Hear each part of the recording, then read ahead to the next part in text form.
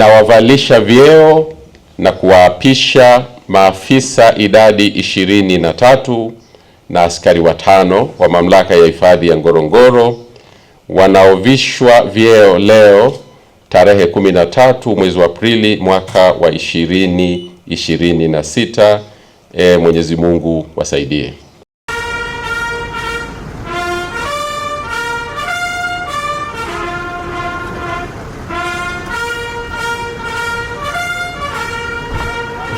Katika mfumo wa jeshi, kupanda cheo ni kuongezwa majukumu ambayo unakuwa nayo. Kutoka cheo kingine, ukipandishwa cheo unaongezwa majukumu, na kimsingi unakuwa kiongozi kadri unapopanda cheo. Kwa hiyo wale wote ambao mmepanda vyeo leo mmepata majukumu ya ziada ya kiuongozi, na mnakuwa na kazi kubwa zaidi katika kusimamia majukumu yetu makuu ya taasisi yetu ya uhifadhi, lakini pia na kusimamia maliasili na utamaduni na majukumu yote ya kinchi kama taasisi ambayo ni sehemu ya nchi yetu ya Jamhuri ya Muungano wa Tanzania.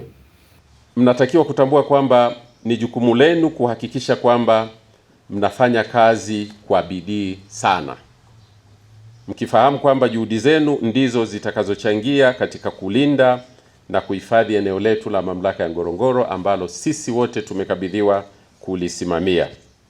Aidha, mnapaswa kuimarisha upendo, umoja na ushirikiano katika kutekeleza majukumu yenu, kwa sababu nyinyi ni nguzo muhimu katika kufanikisha malengo yetu ya taasisi yetu.